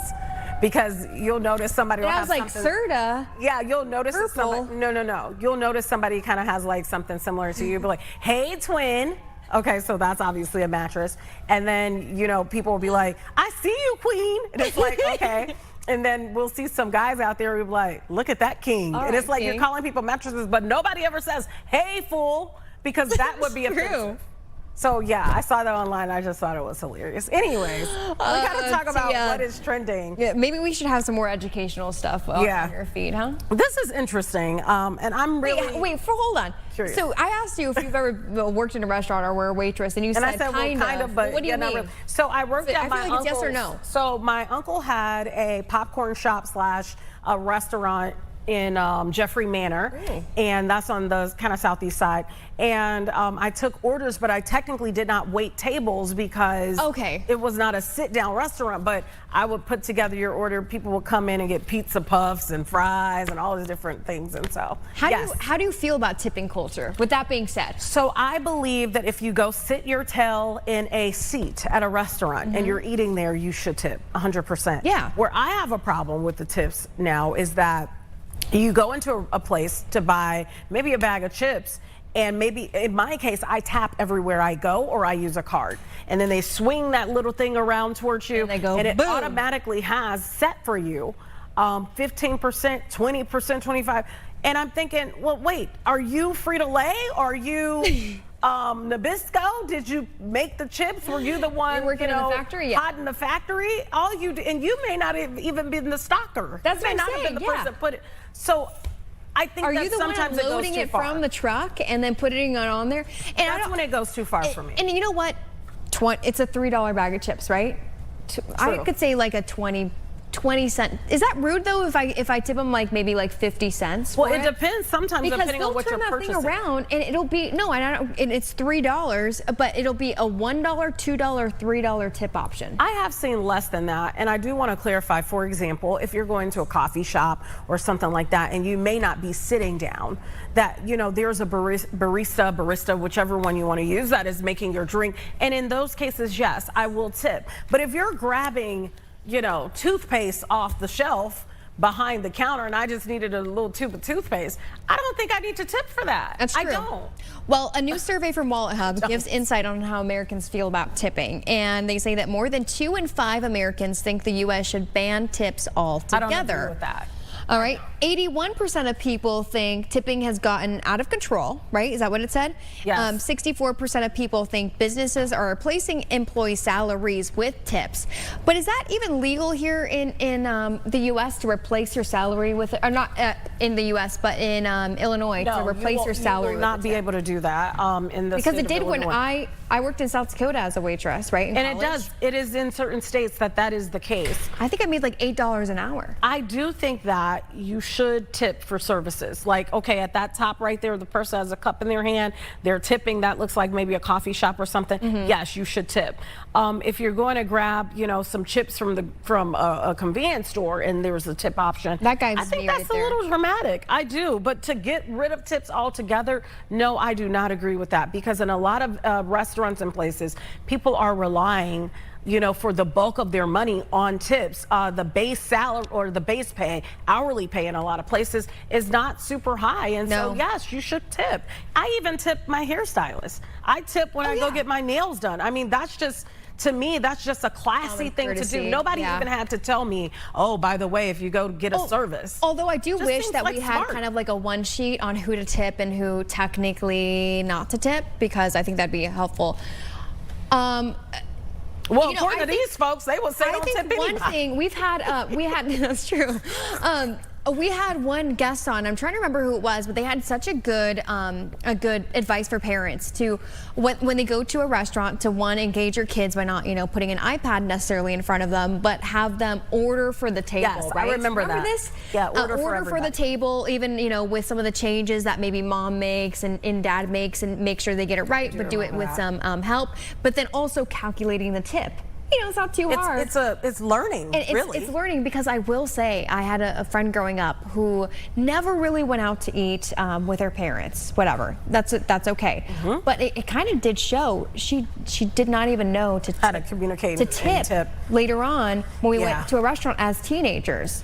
And that's just like maybe forgetful that her parents didn't even think about it. But if you don't go out to eat much, maybe that's also a lesson you could put in. I think also that helps with communication too, because like for a lot of these kids, they're stuck on the iPad. They don't know how to talk to anybody. They're like, I don't want to say weirdos, but I mean, for lack of a better word, there are a lot of adults, honestly, who are weird because all they know is social media and the phone. And so you go places with these folks and you're thinking, oh, we're going to go, you've invited me to dinner. I'm thinking we're going to have a good conversation. You're talking to people on Facebook, commenting and liking, and I'm just sitting here by myself. Why did you invite me out? That's true. I could have stayed home for this. I have an app idea, I think, and it probably already exists, but I'm going to say it anyway. You remember Cooking Mama? It was one of like the first apps, I think, and you cooked, whatever. You sit down at a restaurant, and the kid has to actually talk back and forth maybe through a microphone with the service person, and then at the end they have to give a tip and they get like a grade on how well they did. Oh, that's with awesome. That experience. That's actually pretty No cool. one steal that from me. Too late. You just told everybody on true. TV. I mean, this is going to go far and wide. It's already been made. Someone call me. We'll make it work. All right, we got to talk about this, talking about social media and living in this world of AI. This is getting really weird, by the way. An AI actress, Tilly Norwood, who we can't call because she doesn't really exist. This is all faux. True. She's taking a swing. Why are we saying she? The robot, is taking a swing at a music career after recent backlash against her. Yeah, so Tilly was created by AI production studio Particle 6, and Tilly started gaining a following on Instagram. I see why. The pictures are perfect, but nobody is absolutely perfect. No. Only AI. So why are they acting like she's at an award show? Is that an award? Or no. it's a robot. I know, nowhere. but why doesn't even exist. like create that? She's Because obviously not going anywhere. What they do, and this is the problem that we're having. So, Tilly apparently has dreams of being an actress now. Okay, why are we even talking about this? This is so fake. I don't know, but here we are. Tilly has dreams of being an actress. It caught the attention of SAG-AFTRA, which it should have, who decided to share this statement about Tilly last year. This is what it says. I'm not going to read it all, but they believe creativity is and should remain human-centered. This is part of the statement. The union is opposed to the replacement of human performers by synthetics, because Tilly ain't real. The statement reads, to be clear, Tilly Norwood is not an actor. It's a character generated by a computer program that was trained on the work of countless professional performers without permission or compensation. That's the problem I have with it is Tilly, anything that Tilly knows has been generated from an actual real person who's an actor or an actress. Do you know how much work goes into reading scripts, learning how to act? You know, it's not and like looking that perfect. Yeah, it's not like you just wake up one morning and say, "Oh, I'm going to be an actor or actress," and now Tilly's trying to get famous honestly, off the backs I'm kind of letting this people. all sink in because this is the first I'm really hearing about Miss Tilly. So Robette Tilly. So but Emily Blunt and Whoopi Goldberg also spoke out against this. And go ahead. You can and that go brings further. us kind of to today. Yeah. Now I'm Tilly mad. is Can you tell I'm hoping. mad? Yeah, just calm down. Take a few breaths. Take a few breaths. Now Tilly's hoping to become a star through music, releasing a song called "Take the Lead." I wish we had a clip of this song. Show my face during some of this. Yeah. This is the real response. It encourages listeners to appreciate the human connection to the technology that led to its existence with the lyric AIs, not the enemy, it's the key. Oh, wait a second. Is this the part video? of the Yeah, it features the AI-generated visuals of Tilly at a massive arena show, entering a limousine and many pink flamingos, Norwood's signature aesthetic. There are also playful nods to his lack of humanity. Anyways, here's what I'll say, though. Humans are making this popular. If you go back to the social media page for this faux person. I know, she has like 115K followers. Yeah, I mean, so it's like our fault. It really is.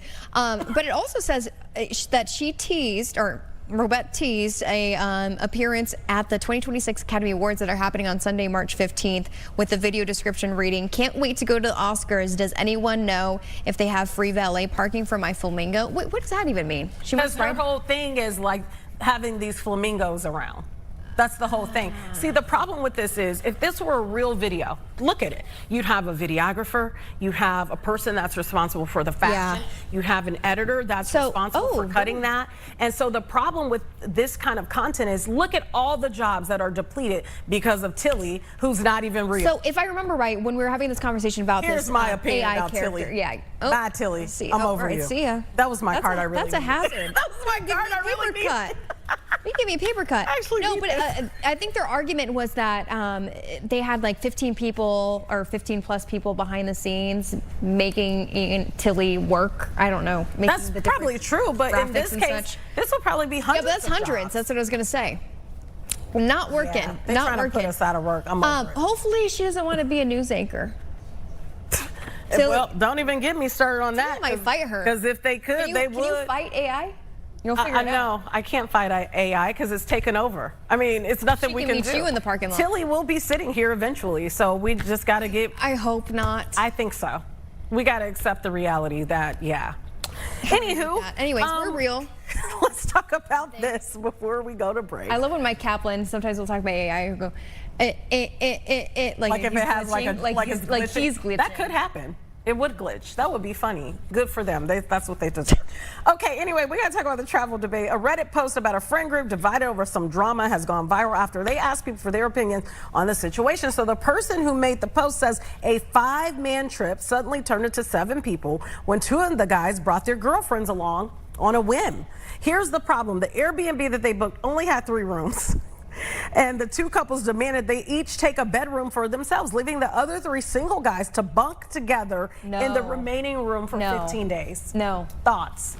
A man booked the trip for one. It was a man. It was an all guys trip. Yeah. Well, I'm just saying because there's only a couple of rooms. Yeah. Sorry, probably. I'm sorry, guys. That's mean. That is mean. That is mean. I'm sorry. That is completely unfair. Like, also, who are the ladies in this situation that think it's okay to just like take over this guy's trip? So I can tell you, those are the girls who are worried about their man going on a guy's trip, and they want to be in control, and so they invited themselves, and the men didn't have the backbone to tell them you can't go. I mean, I'm just being honest. Actually, you're completely right. They should have said, sorry, this is a guy's trip. Right. You can't go.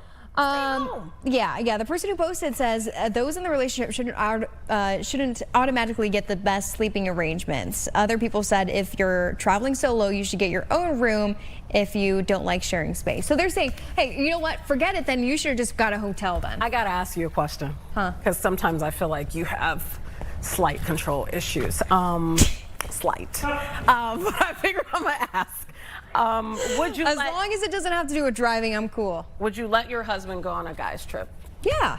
For 15 days? Because that's the real. No, actually, that's the true. real That's question. the actual detail that we. 15 days? 15 days. What y'all doing for 15 days? I don't want to go, but what are you doing for 15 days? That's extreme. That's true. And also, where are they? Would you let your boyfriend or now that you have a husband go on a trip with guys for 15 days? For 15 days, no. I think like a week would be my limit. Yeah, what y'all doing? That's a long time to be away from your woman for 15 days. I'm gonna just leave it at that. What? Yeah, like why would you even want to hang out with another person? I don't know. I'm not trying to with another person. That's why the women. That's why they're mad. I'm not condoning it, but I'm just saying. Mad. That's why they're mad. Anywho. Well, that one. Never mind. Yeah, don't say it. We need our jobs, okay? AI will love to see you. Tilly, settle down. I'm still here for a while. All right, stay with us. When we come back, we are talking about something that is absolutely awesome. The 2026 Youth of the Year celebration happening next Thursday. We're going to talk all about it right after this break. Stay with us.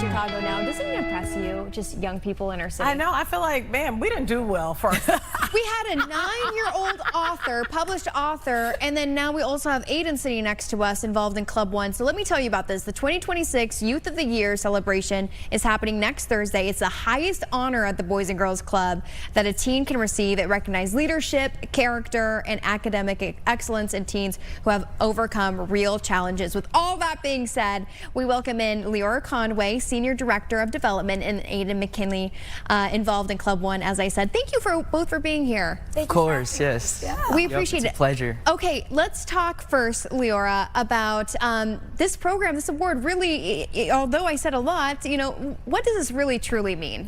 So Youth of the Year is the premier leadership program for Boys and Girls Club of America you'll see across the U.S., right? So at Union League Boys and Girls Clubs, we've got 10 clubs, and kids in 12th grade for senior, 8th grade for junior are competing against each other by writing essays and showcasing leadership. And then it comes all together on March 19th at the Union League Club, and these kids, and I should say teens and almost adults, are giving their speech and sharing what it is that they've been through, their trials and tribulations. We serve some of the most underserved areas like Humboldt Park and Pilsen, North Lawndale, Englewood, etc. But our kids are so resilient. You would never know. Each of them have such an amazing story that they're going to share that evening. All right, so I'm looking at Youth of the Year, sitting right here, Aiden. Aiden, what is your story, and then what was your essay all about? I would say my story is just a kid from Pilsen who's trying to strive and make a change and just get my voice out there. My story was about what I did at the club, what I did sort of at school, who I am in my community, and it sort of touched on who I am as a person and how I advocate not only for myself but others as well. Awesome. You know, Aiden, I think that maybe people who don't know much about the Boys and Girls Club, which there's few because it is so big and it touches so many lives, they don't know how much you guys do at these clubs. What are some of the highlights of your kind of career at the Boys and Girls Club? I would say joining junior NBA, that was a great opportunity to play basketball with kids from other clubs across the Chicagoland area. Was a great blessing and an opportunity. I met lots of new teammates, coaches. Another one would be C-Perch. It's a robotics program that we have as well. So yeah, that's a lot of fun. How old are you? 18. 18, okay. Yes. I gotta ask you about all of these programs that you have to offer. When are they happening? Is this like an after school thing? Can you come on the weekend? When does it happen? And how can parents that are watching get their kids involved like Aiden was? So absolutely, it's an after school program, and we have standalone club sites in Humboldt Park and Pilsen, as well as we're in CPS. So in other areas as well as, so Englewood, North Lawndale, Pilsen, Humboldt Park. And what's amazing is the fact that we are able to also employ school teachers at CPS, so it's not like they have to go far. It gives supplemental income, but also our kids are now at those schools, so they don't need to go far, or they're coming to our clubhouses, which is right nearby. And what's amazing about it is that there's that continuity, there's that longevity. We've been around since 1919. We started the Union League Club, 40 members got involved in 1919 and said, we need to do something for the kids in Pilsen. So they raised at that time $40,000, which today it's about $800-something thousand. You can't get a building for $40,000 today in Chicago. And that building still stands as our Club 1, where Aiden is. And so we've been doing the same thing for over 100 years, serving the kids in the Chicagoland community. So parents just need to reach out to ulbgc.org, and you can sign up your kids for after school. So many of our kids come because their families are looking for a safe space after school. But that turns into, providing leadership programming, career opportunities, college opportunities. We give scholarships to our kids to go to college afterward, or if kids don't want to go to college, they can participate in other programming like our IT entrepreneurship program, where kids learn how to make a turnkey IT business and learn how to fix different electronics, how to do customer service, how to budget. So there's something for everyone, and that's the amazing thing about our programs. It's so nice because we've talked about it before. You just need that one person to really, kind of set your sights on what's possible. Can you share some more of the stories of some of the students that are going to be participating in this? Really where they come from and what they're able to accomplish through the help of the Boys and Girls Club. No, absolutely. So we've got teens from Englewood, Pilsen, Humboldt Park, and a lot of these kids come from either families that is either single parent, or there was loss in the family, or a divorce, and sometimes kids are moving between, multiple homes, or moved to different, neighborhoods. So what we can do is provide the consistency. We're there every single day. We've been here 100 years. We're not going anywhere, and we're just going to keep growing. And so what you see is kids that, despite their, you know, whatever you'd call as obstacle, they've turned it into an opportunity. We always say there are no obstacles, there's only opportunities. So the sky is the limit. But one of the great things the club does is it provides opportunity for kids to dream and see there are opportunities out there. I think we look around Chicagoland and there's so much talent and there's so much skill, but there is sometimes a lack of opportunity. And what the club does is provide, in that gap, we find how to match that skill with that opportunity. And so that's some of the most amazing things that you see at our clubs, where we've got one kid that is a teen. He's not so much a kid anymore, that's graduating from Englewood STEM High School, but will also get his associates at the same in May as well. So these are kind of opportunities that, like we were talking about, we didn't grow up with that kind of thing, but it's so amazing to see that, you know, across the board. So we got 2 minutes left. I'm going to put Aiden in the spotlight. Youth of the Year is coming up on Thursday. You're going to talk in front of this crowd of folks. You got to get ready for that. But being that you're 18, real quickly, can you tell me, what do you plan to do after all of this is over, high school is over? Yeah, I plan on pursuing a bachelor's degree in biology and then going to school for my master's in physical therapy after that. Congratulations. And would you say this program, being a part of the programs, has helped you with that? Yeah, I would say it has helped me for sure. The networking is the biggest thing with the Boys and Girls Club, I would say, is just meeting new people and getting your name out there. And I've met people that I still talk to this day through the club, so that's really a beautiful thing. Very well said. Aiden McKinney. Youth of the Year. One more time for people at home who want some more information, where can they go to seek that? Sure, ulbgc.org. You can find out about how to donate money, how to attend Youth of the Year next Thursday at the Union League Club, as well as if you have kids that you want to send to our program, we are here open arms, and we'd love to hear from you. Perfect. It sounds like quite the bash. It does. Why didn't we do this? Both of you can come. I'm telling You're both invited, my personal guests. Oh, awesome. Okay, we'll take it up, and then you're gonna have to also give me the outfit because you look so great. I don't know. I don't know where I'd be if I had some programs like this, or if I, you know, took that extra step. Really amazing. Aiden, congratulations to you too. Hey, thanks for joining us today on this Wednesday, this hump day. We will see you Friday. Finally to the end, close to the end of the week. Yeah, we'll see you tomorrow. Thanks for joining. Be safe.